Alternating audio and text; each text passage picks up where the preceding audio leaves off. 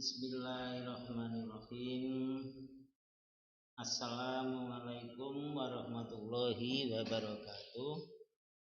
Selamat datang rekan-rekan semuanya. Kami sapa, apa kabarnya pada kesempatan ini?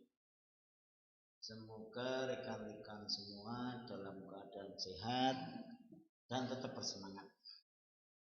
Alhamdulillah pada kesempatan ini kita bertemu pada perkuliahan daring tatap maya untuk perkuliahan sistem informasi manajemen.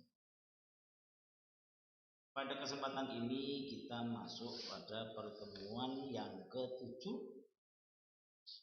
mengambil materi pokok bahasan tentang metodologi siklus hidup sistem.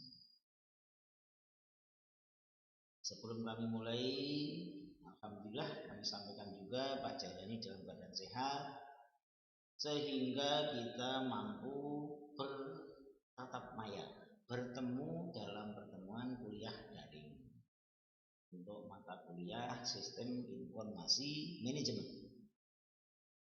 Sebelum kami memulai untuk perkuliahan pada kesempatan ini, seperti biasa kami sampaikan terkait dengan tujuan pembelajaran.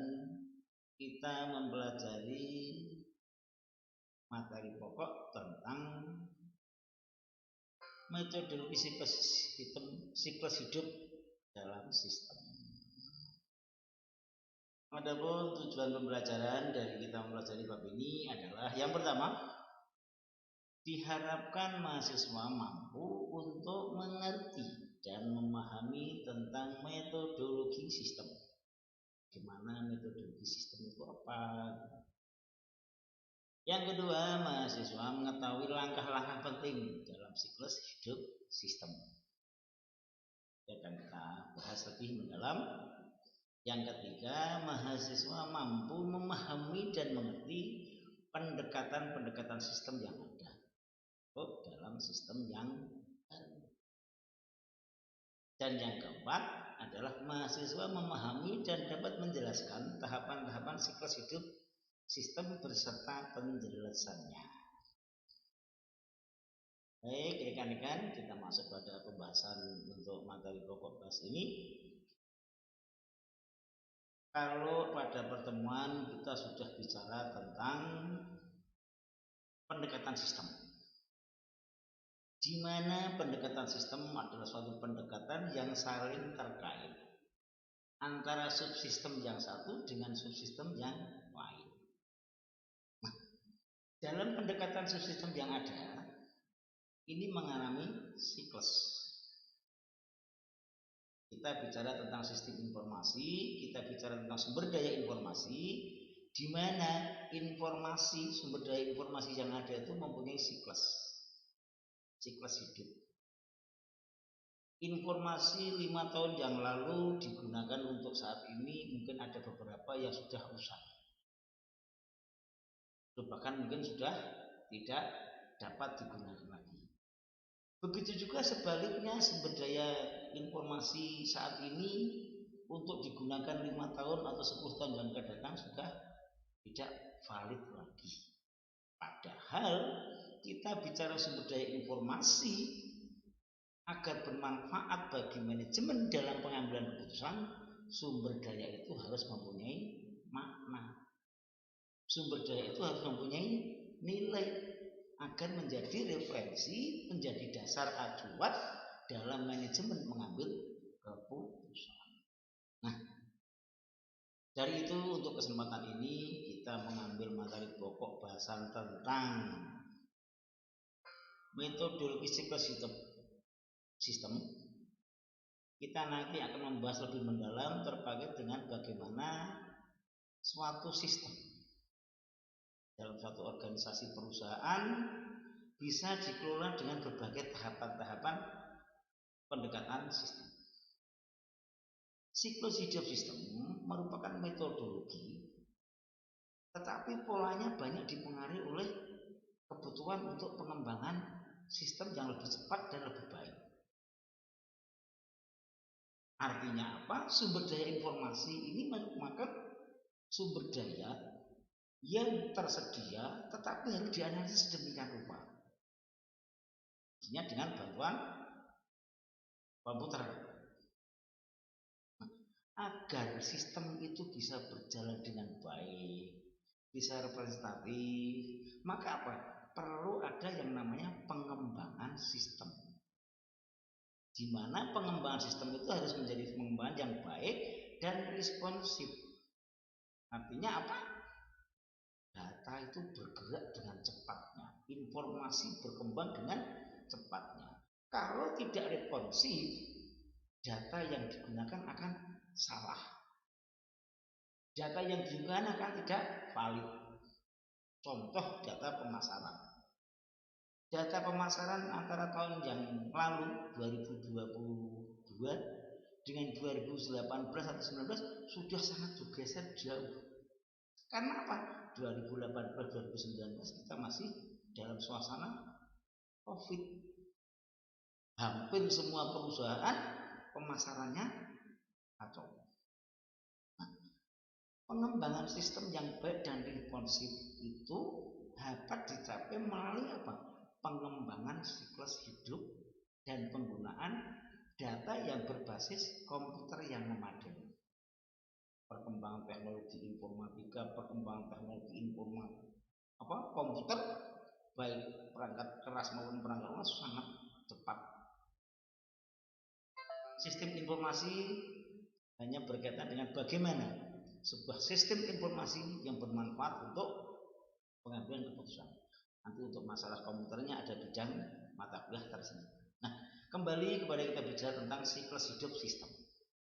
Kalau kita mengolah data informasi dalam suatu perusahaan tidak mempunyai siklus hidup sistem yang baik, yang terencana, akan kalah dengan pesaing-pesaing yang lain. Bagaimana yang lain dengan cepatnya merubah siklus hidup sistem ini, sementara kita hanya sampai naik ini. Siklus hidup sistem adalah suatu proses yang evolusioner yang diikuti dalam penerapan sistem atau subsistem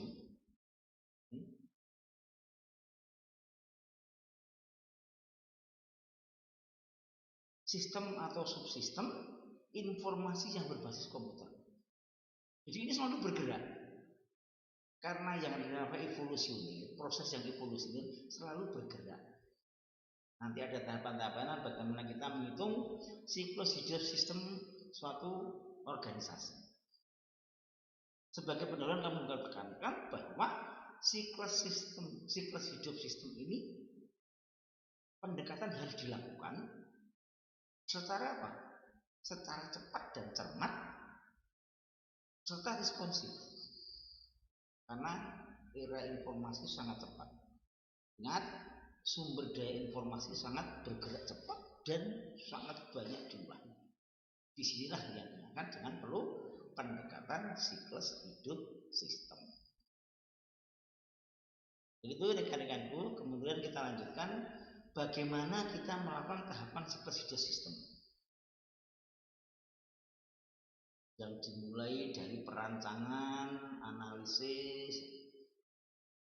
perencanaan dulu, kemudian analisis, baru kemudian ada rancangan, kemudian penerapan, dan yang terakhir adalah penggunaan. Nah, dari tahapan ini, 4 tahapan pertanian ini menjadi satu kesatuan. Karena apa?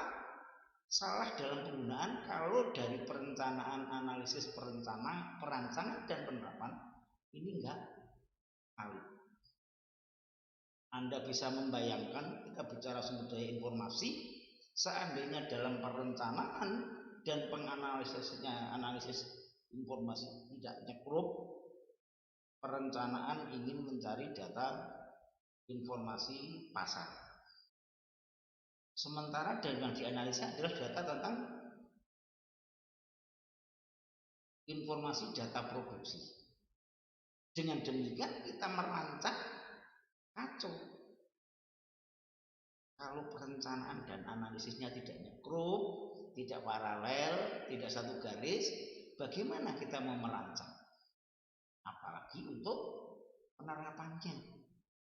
data yang dibutuhkan perencanaan adalah data pemasaran, sementara yang teranalisis adalah data produksi, otomatis perancangannya jadi nano-nano.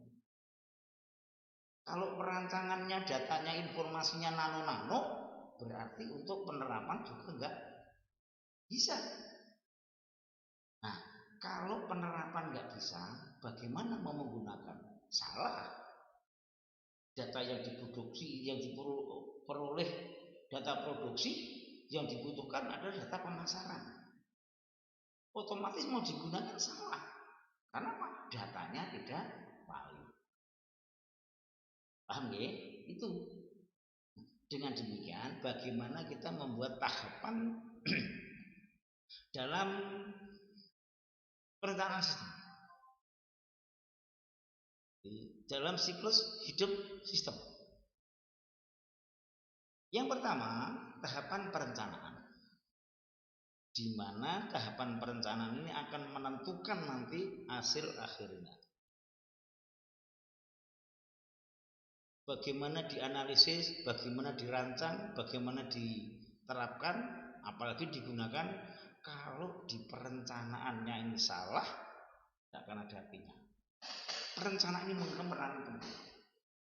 Di perencanaan ini sebetulnya inti dari kita membuat sistem siklus yang ada. Di mana utamanya di perencanaan kita harus paham betul bagaimana masalah yang ada. Jadi kita harus bicara tentang sistem informasi manajemen dan sumber daya informasi. Yang namanya masalah itu bukan hanya konflik.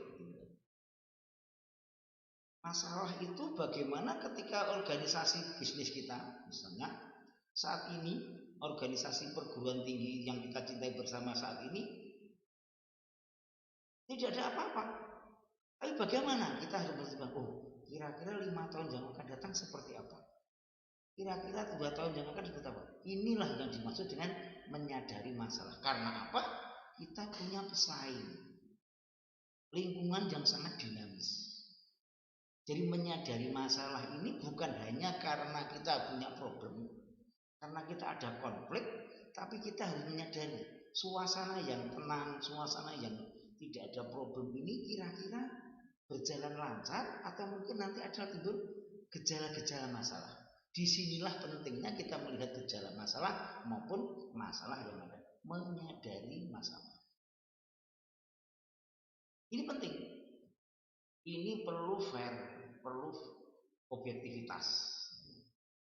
Apa benar organisasi kita menang diam anyep ini benar-benar sesuai dengan situasi yang ada? Ternyata kok diamnya seperti air menghanyutkan misalnya. Ini yang pertama. Yang kedua adalah menyadari ada masalah, mendefinisikan masalah. Kalau diem, ya harapan kita semoga tidak ada masalah. Tetapi bagaimana diam itu harus kita definisikan. Moga-moga ke depan begini terus atau lebih meningkat. Ini yang perlu kita definisikan. Apa benar kira-kira seperti ini running well sampai ke depan? Apa benar seperti ini betul-betul mencerminkan situasi yang nyata dalam satu organisasi atau perusahaan? Makanya kalau saudara melihat dalam organisasi formal, organisasi perusahaan, organisasi pemerintahan, organisasi sosial pendidikan maupun sosial politik, ada yang namanya R&D. Ini termasuk salah satu itu. Apa benar sih situasinya? Penilaian internal. Apa benar sih kira-kira seperti ini? Yang kedua, menentukan tujuan sistem. Kalau masalah sudah disadari, sudah definisikan, kira-kira ingin membangun sistem ke arah mana? Semua organisasi, baik bisnis, sosial, kemasyarakatan, pendidikan, mesti tujuannya pengen organisasi yang sehat, yang tumbuh berkembang dengan baik, dan semacam ini dibentuk suatu sistem. Kalau begitu sistem yang di internal harus kalau sudah baik dipertahankan, kalau belum baik harus disesuaikan yang lebih baik. Nah, Langkah yang selanjutnya tidak kalah dengan perencanaan adalah mendefinisi kendala dalam sistem. Jelas tetap pada yang namanya hambatan.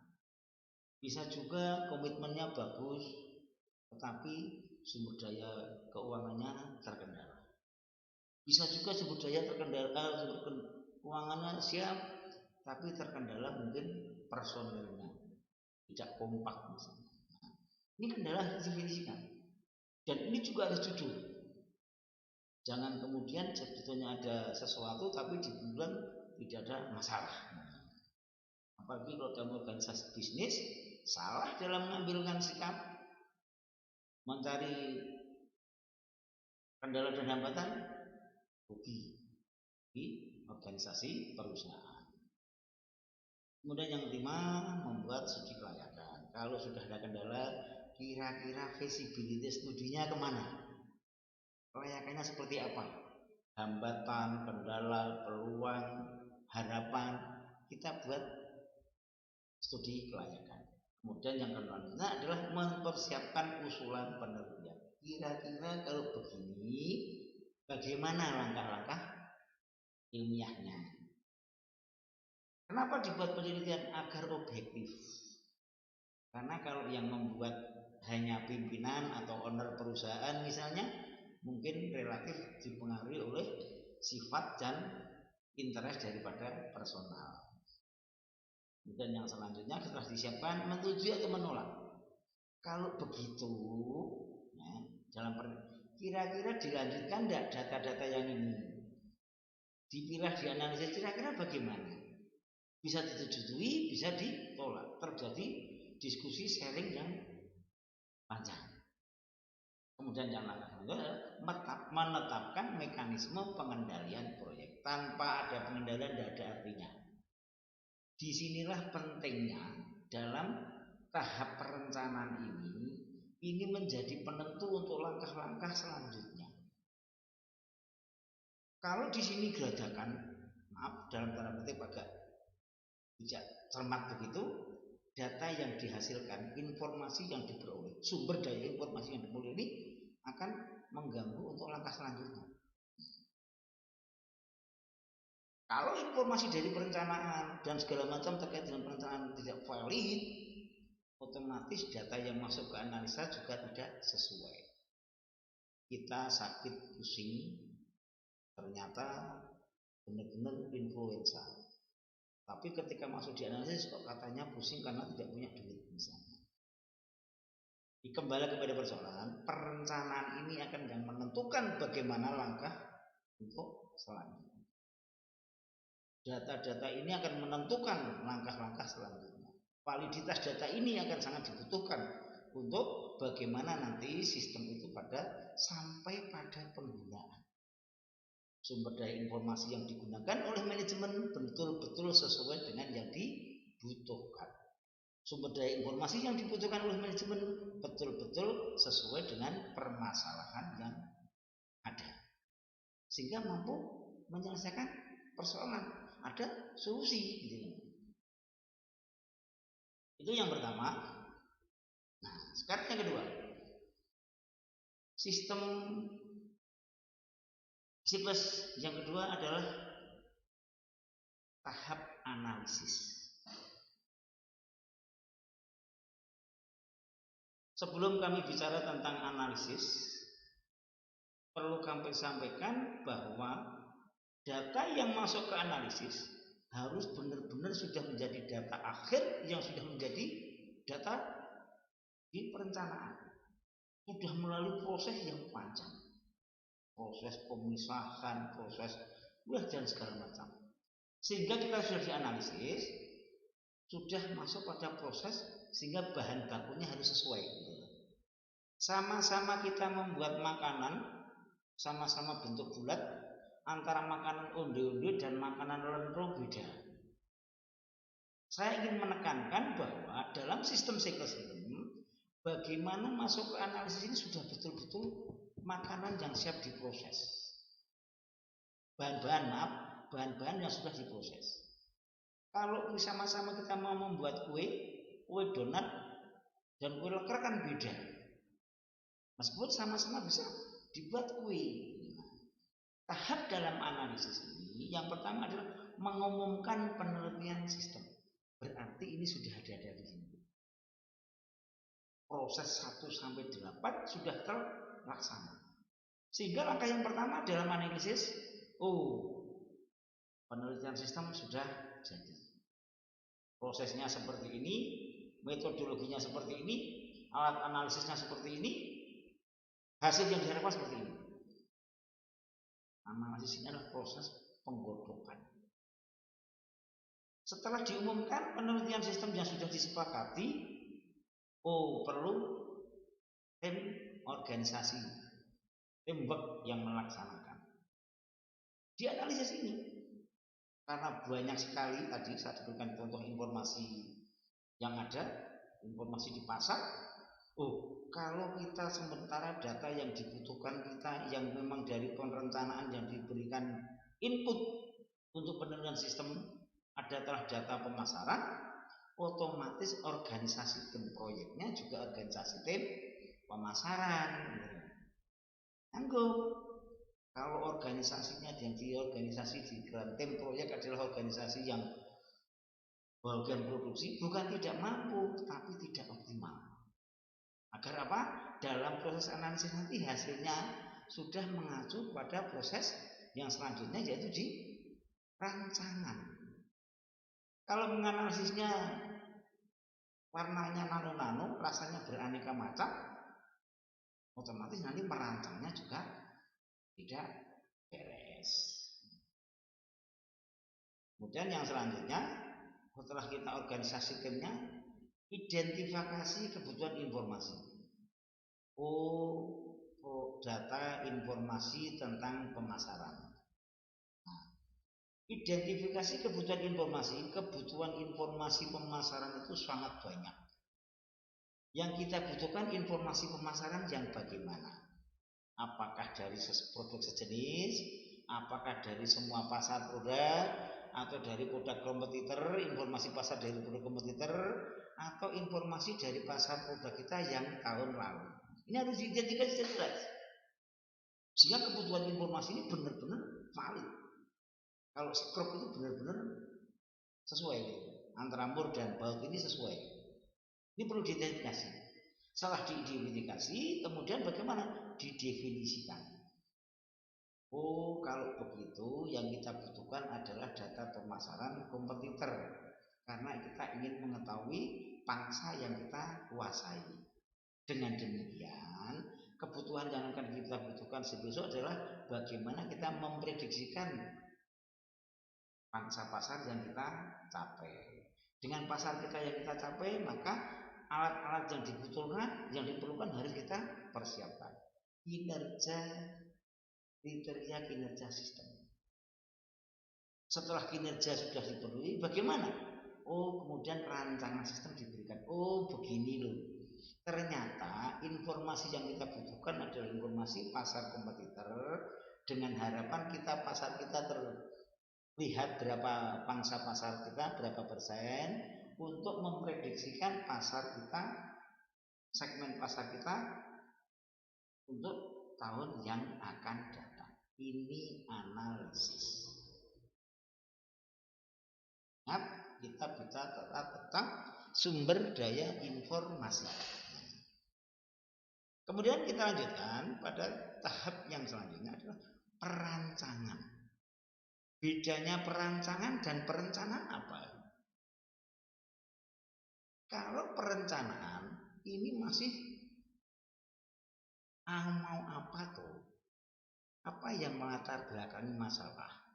Apa yang menjadikan kondisi seperti ini? Kemudian kita harus bagaimana? Itu di perencanaan.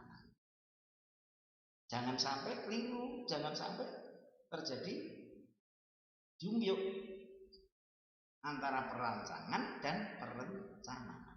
Nah, kalau perencanaan ini sudah setengah matang. Perencanaan sudah kelihatan, analisis sudah kelihatan, tadi sudah ada, terakhir adalah rancangan sistemnya sudah ada. Mau dibangun apa sistem itu? Nah, Di perancangan kita sudah mempersiapkan, oh kalau begitu dari data-data pemasaran tadi kita perlu yang pertama menyiapkan rancangan sistem yang terperinci. Oh dengan demikian banyak data pemasaran yang dibutuhkan, datanya adalah data kompetitor, kemudian data pemasaran produk kita, perusahaan kita, untuk memprediksi kira-kira tahun yang akan datang ada rancangan sistem terperinci. Nah, kemudian setelah itu ada, oh kalau begitu kira-kira alternatifnya bagaimana? Yang nama kita membuat perencanaan sistem itu mesti tidak mungkin pasti benar 100% atau gagal 100% tidak. Sehingga apa? Ada alternatif. Kemudian dari alternatif itu kita evaluasi. Kira-kira kalau ini begini, kalau itu begini gimana? Kalau situasi kompetitor begitu, kira-kira kita harus bagaimana? Kalau produk kita tidak kita tingkatkan harganya, tidak tingkatkan kualitasnya, tapi harganya tetap gimana? Sementara biaya-biaya sudah naik. Oh kalau begitu, kalau kompetitor naikkan harga, kita menaikkan di bawah kompetitor atau sama dengan kompetitor. Ini ada alternatif. Dari alternatif ini mesti ada yang namanya kendala. Di tempat tadi juga mesti ada kendala. Kendala bisa juga dari anggaran, bisa juga dari pendapat dari tim yang melakukan analisis tadi. Baru dibuatlah studi kelayakan. Ketika studi kelayakan sudah dijalankan, bagaimana kita memilih usulan-usulan? Kajian tentang prediksi pemasaran yang tahun yang akan datang. Ada banyak. Kalau nanti kita memprediksi sekian persen pangsa pasar kita, argumentasinya begini. Kalau kita memprediksikan peningkatan pemasaran, argumentasinya begini. Kalau kita memprediksi tepat, ada usulan-usulan. Kemudian karena kita sudah bicara dengan perancangan, kita hanya dua pilihan. Kita menyetujui atau menolak. Kita sudah tidak bisa evaluasi dan monitor lagi. Berbeda dengan untuk yang di perencanaan. Ini masih ada pengendaliannya. Ini sudah matang, tinggal aplikasikan. Jadi sudah tinggal menyetujui atau menolak sampai. Nah, kemudian meskipun untuk tahap penerapan ini ada 8 tahap, saya ingin menekankan begini. Di penerapan yang masuk penting, sebenarnya penting, tidak ada yang tidak penting, itu bagaimana kita melihat 1, 2, dan 8. Karena sudah dirancang, kita tinggal yang penerapan, tinggal bagaimana merencanakan penerapan sistem. Oh, rancangannya adalah produk kita dari tahun yang akan datang menguasai pasar sekian persen. Ini sudah direncanakan dalam rancangan. Kenapa? Dituju sudah menyetujui atau menolak. Sehingga di sini tinggal bagaimana merencanakan penerapannya. Nah, setelah sudah diterapkan sebuah sistem, kita tinggal mengumumkan, oh ini loh yang disepakati berdasarkan proses dari awal tadi. Ini loh yang disepakati, diumumkan penerapan. Masalah 3, 4, 5, 6, 7 bisa kita baca selanjutnya. Kita perlu menekankan bagaimana kemudian 8 ini masuk ke sistem yang baru. Artinya apa? Sistem sudah dibangun sedemikian rupa, sudah jadi. Kenapa? Perancangan sudah jadi. Ibarat pembangunan rumah, arsitek gambarnya sudah oke. Kita tinggal mengumumkan, oh bentuk gambarnya seperti ini. Sehingga penerapan sistemnya sudah jalan. Kalau begitu, karena pengumuman sudah diumumkan, gambar bentuknya sudah direncanakan, RAB-nya sudah oke, baru masuk kepada sistem yang baru. Nah, Masuk kepada sistem yang baru, ini bagaimana penerapannya dapat dilakukan melalui berbagai metode.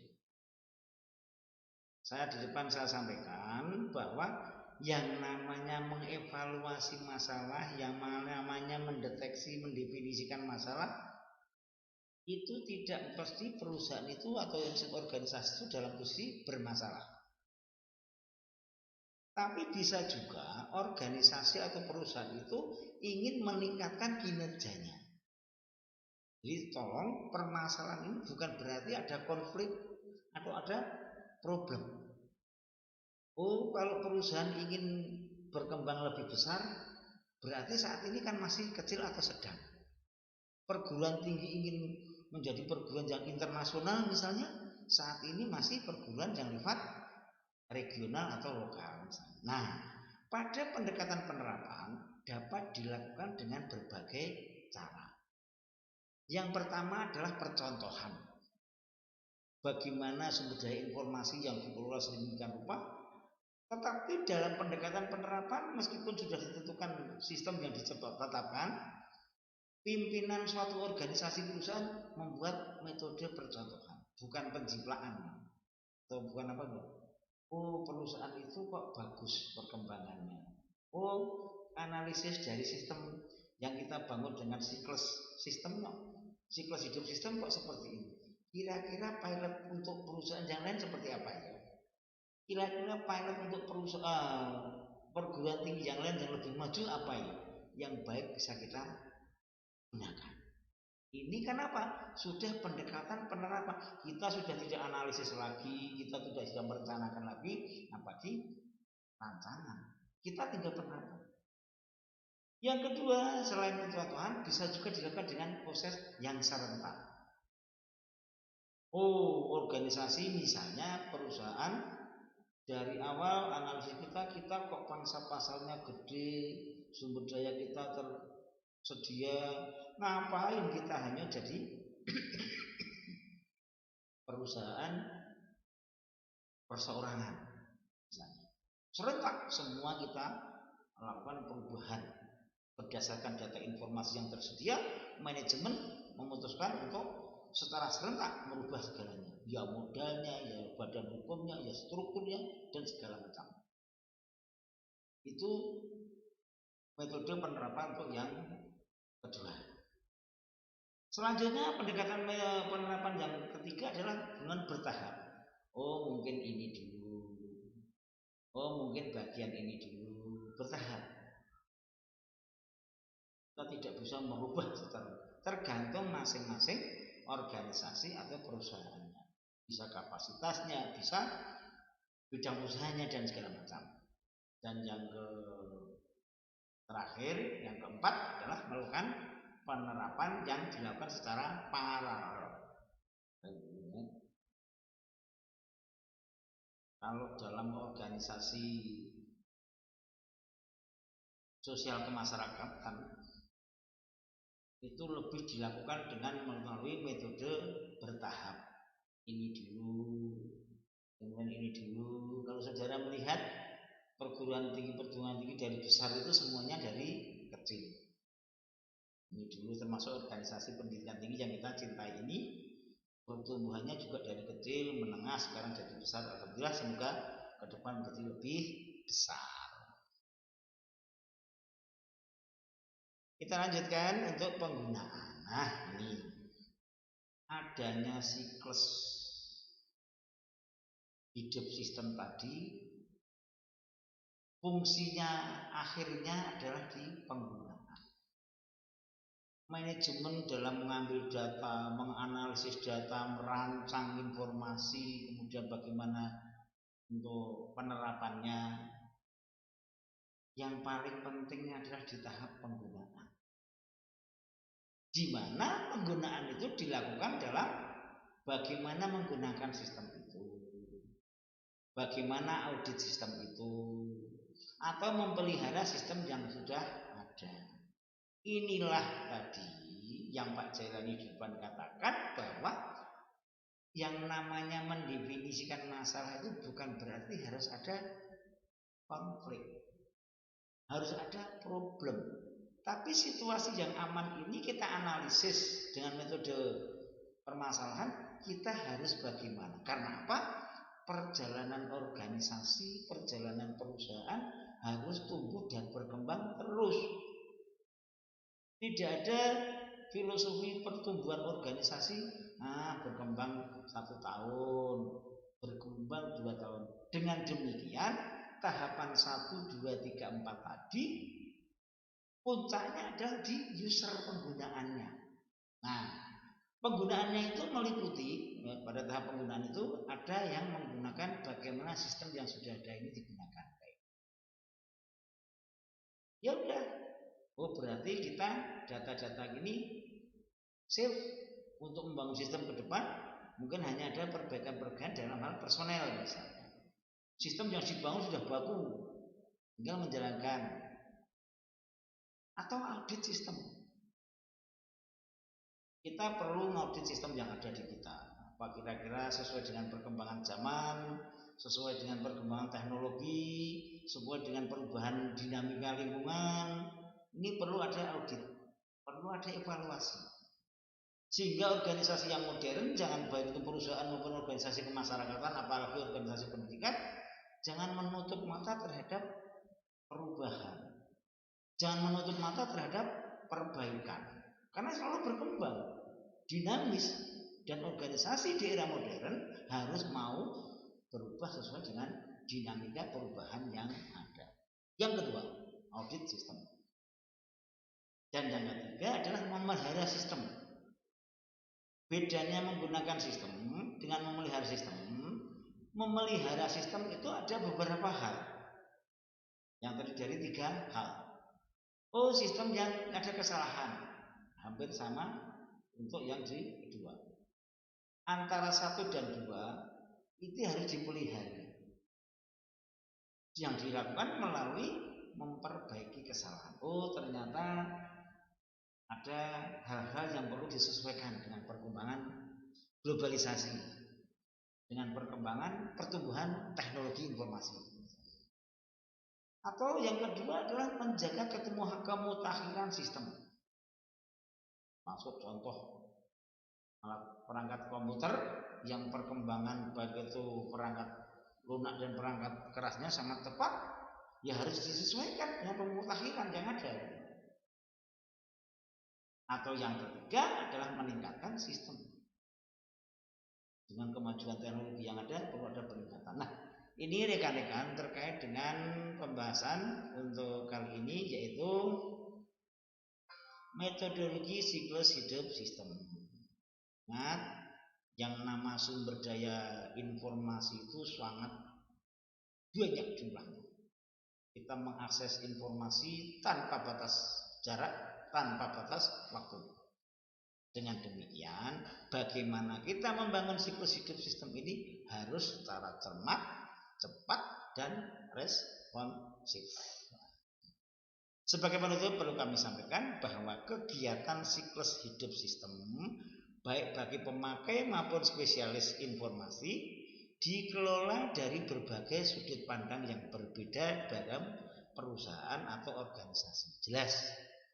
Kenapa? Yang dibutuhkan perusahaan juga beda-beda informasinya.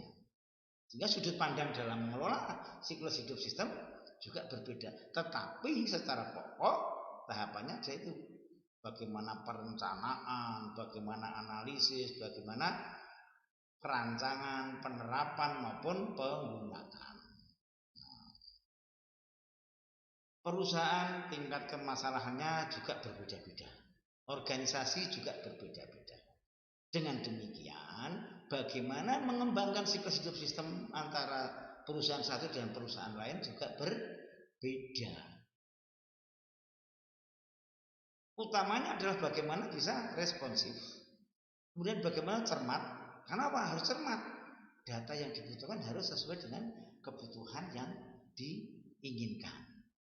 Sehingga penggunaan sumber daya informasi akan bisa lebih efektif dan efisien di era globalisasi dan teknologi informasi saat ini. Apapun organisasinya, perusahaan bisnis, perusahaan besar atau kecil, organisasi kemasyarakatan maupun organisasi sosial politik, pendidikan apalagi saat ini tidak bisa lepas dari yang namanya kemajuan teknologi informasi. Demikian rekan-rekanku untuk pembahasan pada kali ini. Sebelum kami akhiri, untuk evaluasi dan bahan diskusi seperti biasa nggih, untuk bahan diskusi dan evaluasi diri masing-masing mahasiswa tidak harus dikumpulkan, dan apabila ada permasalahan bisa ditanyakan kepada Pak Jelani. Demikian rekan-rekanku yang kami banggakan, yang kami hormati. Kami ucapkan banyak terima kasih atas kebersamaan dan komitmen rekan-rekanku semuanya. Kami mohon maaf apabila dalam penyampaian materi banyak kekurangan, banyak kesalahan. Kami akhiri. Assalamualaikum warahmatullahi wabarakatuh.